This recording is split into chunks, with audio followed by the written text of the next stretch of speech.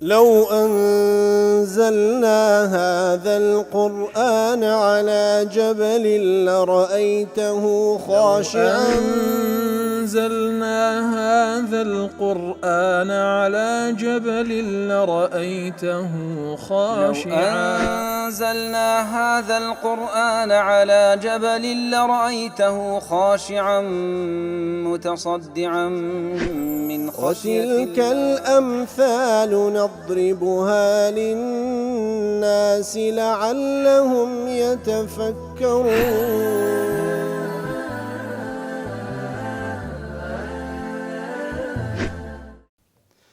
الحمد لله والصلاة والسلام على رسول الله وعلى آله وصحبه ومن والاه. السلام عليكم ورحمة الله. برزان خوش حالم لوانيش 628 لوانكاين تفسير قرآني بيروز بيمو خزمتان ومن بست رزامندي رب العالمين وهوادان بإوي آز السودي ليور بقرن. أعوذ بالله من الشيطان الرجيم. بسم الله الرحمن الرحيم. وهو الذي جعل لكم النجوم لتهتدوا بها في ظلمات البر والبحر قد فصلنا الآيات لقوم يعلمون. بەڵێ بەڕێزان دیارە لە درێژە و ئاتانێک کە رب العالمین باز لە دەسەڵاتی خۆی دەکا لەو بوونەوەرەدا تاوەکو زیاتر قەناعەتمان بێ کە ئەو زاتەی ئەو بوونەوەرەی خەڵق کردیە و بەڕێوەی دەبا هەر ئەو زاتەیە شانی پەرستنی هەیە. ئیتر هەر ئەو زاتەیە وهو الذي جعل لكم النجوم لتهتدوا بها. ئەو نجوم و ئەستێرانەی ئاسمان خوای گەورە داینایە تاوەکو لتهتدوا بها تاوەکو ڕێی خۆتانی پێ ببینەوە في ظلمات البر والبحر لتاريكايكاني بر وبحر لوشكاني لبحر دا قد فصلنا الآيات لقوم يعلمون. وتآتكاني خومن هموي باس كردي ورون ما كردي توا لبو كساني كوا يعلمون اواني كوا كاتك كتماشاءات بالكان دزانن أوا آثار و شوێنەوار و بەڵگەی دەسەڵاتی رب العالمین. بەڵ خۆشەویستان کاتێکەوە لێردا باس لە نجوم دەکا باس لە ئەستێرەکانی ئاسمان دەکە دیار لە جێگایت کە خۆی گەورە سوبحانه وتعالە باسییان دەکاتن کارەکانی یاخود کە مەبەست لە ئەستێرەکان لە ئاسماندا طبعا هەمووی دەسەڵاتی رب العالمینمان پێ نیشان دەداتن. بەڵام ئەوەی کەوە تەرکیز لەسەر کرا سێ ئیشیان پێڕاست پێدرایە. یەکیان وەکو زینە و جوانیە لە بۆ ئاسمانە لە چەندین ئاەت دەفەرمی زەیەناها و یەکێکی تریان وەکو ڕجوومەن للشەیاطین ڕەزمی شەیطانەکان دەکەن کاتێک کە دەیانەوێ بچن ئەسراری ئاسمان بدزن. و سێیەمیشیان لتهتدوا بها في ظلمات البر والبحر تاوەکو لە تاریکایی شەو لە تاریکایی شەودا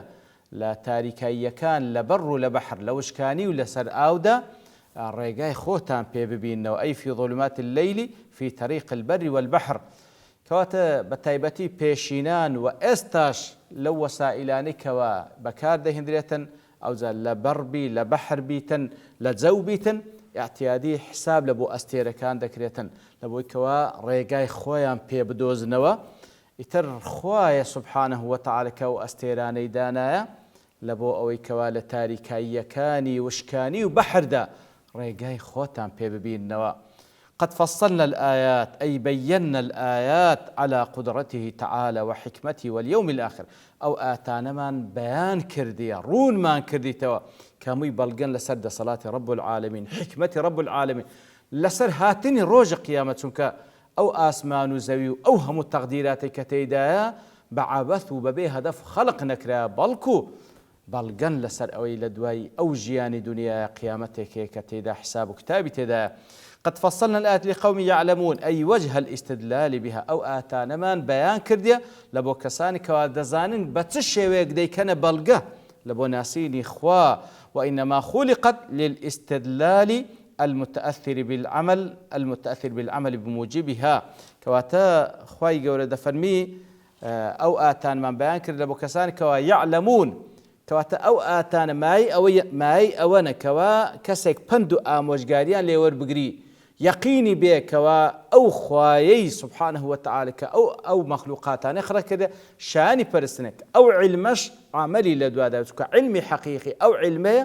أو علمه بيد قوت علمي نافع كوا عملي صالحي لدوا دابه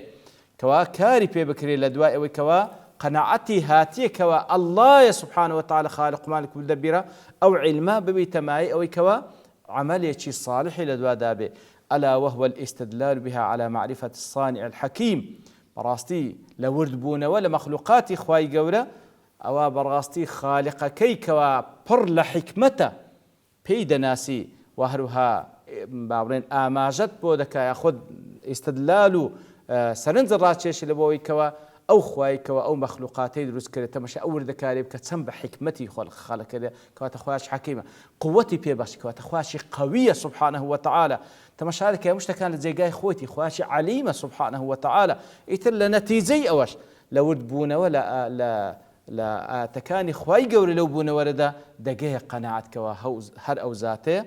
كوا شاني فرستنا لدواء ودفن وهو الذي أنشأكم من نفس واحدة فمستقر ومستودع قد فصلنا الآيات لقوم يفقهون هر أو ذاته أو ذات خواي قول باسي خو عندك أنشأكم من نفس واحدة أنقوي خلق كردي ليق نفس دا فمستقر ومستودع يتربت سندين قوناق دا رويشتينا كواتي دا استقرار تان كرديو وهروا بأمانة لا هر قوناق لو قوناقان دان دلينا قد فصلنا الآيات لقوم يفقهون يترخوا يقول كان ما تفصيل كرديو بيان ما كرديا شي سودي لوردقري لقوم يفقهون أواني كوا فقهيان هي واتا تيجيشني شي ورديان هي أوانا كوا سود لو آتان إخوة يقول وردقرن بل وهو الذي أنشأكم ديار إنشاء بمعنى الإحداث المصحوب بالتكامل المتدرج غالبا كواتا إنشاء وتدرس كردني كوابت سندين قوناغ دابروا قوناغ لدواي قوناغ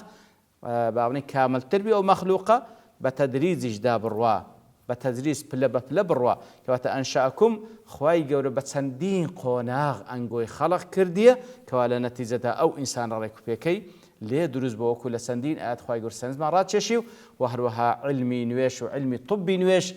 شاهد لسروي كوا أو إنسان بتسندين قوناغ درواتن لناو روح ميداي تشاتاوكو إنسان ليه بباش دكوي لأصل ولا شيء خلق كراينا لا شيء هاتينا وهو الذي أنشأكم من نفس واحدة لهيك نفس هاتينا أويش أو نفس الشيء أبيكم آدم عليه السلام أبيكم آدم كواتا كلكم من آدم وآدم من ترابك بيغم صلى الله عليه وسلم هموتان لبابتان آدم بباش كوتينا آدميش خواهي يقول لخول درست كرديا كواتا براس أصلي همو بشرية لآدم دقين ويكتري وبرايتشين بحكم ويكوا همان ليك يزاد كوا آدم خواهي يقول إيمي خلق كرديا وهو الذي أنشأكم بو قناغ بنديا بو ريز بنديا بو تدريز خواهي يقول إيمي كامل كرديا وخلق مان كرديا لباب من آدم إيمي هم بباش كوتينا فمستقر ومستودع فمستقر قرئ مستقر بفتح القاف وكسرها بدوش وشاتية فمستقر يأخذ فمستقر بهرد قراءة هاتية دفن بفتح القاف هو المكان الذي فيه يكون فيه الاستقرار كواتا فمستقر يتأخونا غيكتيدا بيدا تيبارينا مستقر بوا هل يقلو قناغ أنا مستقر بوا مستقر دلي بمعنى المكان الذي يكون فيه الاستقرار أو زي جاي كواتيدا قرار ما انقرتيه وبكسر القاف مستقر هو اسم فاعل من فعل استقر بمعنى تمكن في مكانه وسكن قلت هل يقلو قناغ التمكن ما انكردي إيما إتر بس الشيء ليش أنت مستقر أو زي جاي كتيدا قرار دقري مستودع أو زي جاي كبأمانة تدا وكو وديعيك بأمانة تدا دمينيوا أو زانيان بتسندين شيء ليش دايتوا والاستقرار إما في الأصلاب استقرار كردنمان يان لصلب باب مانا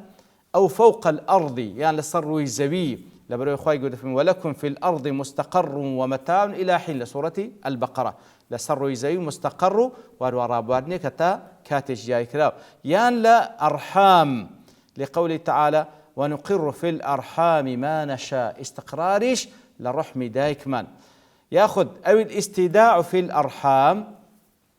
بابرين وكو أمانتك إن الرحم دايكمان بنا فجعل الصلب مستقر النطفة والرحم مستودعها بوشوي لك درايتوا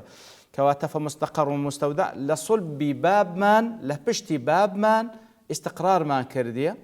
لرحم دايكمان وكو ودعيك بأمانة دان دراينا أصفهاني در المستقر كناية عن الذكر والمستودع كناية عن الأنثى دەڵێ ئەسفاهانیش بەو شێوەیە لێک داتێکەوە مستەقەڕەکە ئەوە ئیشارەت لە بۆ بابمان لە پشتی بابمان ئیستقرارمان کردێ و هەروە لە ڕحمی دایکمان وەکو وەدیعەیەک دانراینە لەبەرەوەی تەبەن ئەو نوتفەیە لە پشتی پیا و ئیستقرار دەکە و هەتاوەکو بە قەدەری خوای گەورە و لە کاتی دیاریکرای خۆی دەگاتە ڕحمی ئەو ئافرەتەیکەوە وەکو وەدیعەیەک دادرێن 9 مانگ تاوەکو دەبیتە ئەو منداڵە. هەندێک لە زانایان کە دەفەرمونون ئیتر وەکو گوتمان مستەقەڕ و مستەودع بەو قۆناغاندا تێپەڕینە جێگا هەبوو مستەقەڕ بۆ جێگاشە بۆ مستەودع بۆ زۆربەی مفەسرین ئەو های لێک دەن وەکو باسمان کرد ئەوجار مستەقەڕەکە لە سەر ڕووی زەویە یاخود لە پشتی بابمانە یاخود لە ڕحمی دایکمانە و مستەودعەکەش زیاتر باز دەکرێت کەوە ڕحمی ئافرەت بیتن کەوە وەکو وەدیعەیەک 9 مانگ ناو دەمێنێتەوە. بەڵام حەبەنەکەی مەیدانی بە شێوەیەش کە لێک داتەوە دەڵێ ينتقل إنشاء الإنسان في ظهور الآباء وبطون الأمهات دەڵێ لەبەرەوەی ئاەت کە دەفەرمی ئەنشەئەکم وەکو گوتمان بە چەندین قۆنا خوای گەورە ئێمەی خەڵق کردێ دەڵێ دروستبوونی ئینسان هەر لەو کاتێکەوە لە پشتی بابیتی وەکو نوتفەیەک پاشان کە دەستە ڕحمی دایکی دەڵێ هەرێک لەوان مستەقەڕا في مستەقەڕات يثبته الله بها لە هەر یەک لەو قۆناغانە دەڵێ استقراري كردها هەر یەک لەو قۆناغان استقراری کردها وهذه المستقرات هي مستودعات هەر یەک لەو جێگانش کەوا تێدا استقرار دەکات لە بۆ کاتێکی دیاریکرا وەکو وەدیعەیەک دانرایە وديعة فيها مدة استيداع حتى يحين وقت نقل إلى مستودع آخر يكون في مستقر كواتا حتى وكو أو كاتك ولا بشتي باب ما من استقرار ما كردبو لصلبي باب من لوين دريش بلام هر وكو وديعيك بون هتا نامينته باشان كتسوين الرحمي دايك من عيني وكو وديعيك حتى نو ما نجي بلام لناو ونقر في الأرحام ما نشاء نو الرحمي دايشمان بشويش واخواي قول أو من دال خلق دكاتن أو عند احتياطاتي الودادنيتك كواد دبيت معي قرار ثم جعلناه نطفة في قرار مكين كواتب بالفعل تفسير كي زور جوانا كواتب لهر يقلو قوناغا كلا بشتي باب مان وهروها لا بابرين لا بشتي باب مان لرحمي دايك مان أو هموي هم مستقرة وهم مستودعيش انتدا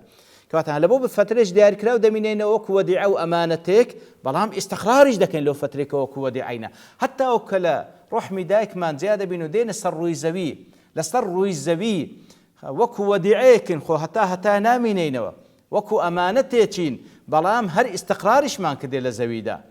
بلام باش اوي كوا دمرين عيني لنا وقبر دا استقرار دكي وكو وديعيك ديسان لباش اوي زندي دا بيقولوا بصاحي محشر حتى وكو دقات بهشت يان جهنم يتر بهشت بالنسبة إيمان داران زيقاي قراري يكزارت شيء وديعا نامنة بالنسبة كافراني جهنم زيقاي قراري يكزارت شيء بالنسبة او إيمان داراني كواسبي بيقولنا حكاني خواي يوردان سوتيني جهنم يجد بيتا وديعا ومستقر حتى وكو دردس لبو بهشت يتر بو الشيوي حبنك ميدان ليش دايتو وزور زوري الزوانة كبفعلي همو أو قناغاني كوائمة بيدا تيدا برين هم مستقرة هم مستودعيشة وكو ودعيك فتريش داير كراو وهروها تيدا استقراج لكن حتى وكلكو تايدا لبهشت استقرار راستقين يا إخوة يقولوا بقسمة بامك قد فصلنا الآيات لقوم يفقهون زاد فرمي آتكان من بيان كردية چه سودي لي وردقري أواني فقهيان هي فقه يستعمل للدلالة على العلم ببواطن الأمور وخفاياها ودقائقها كواتفقه زياتر واتكسك برانبر بعلمك لعلم كان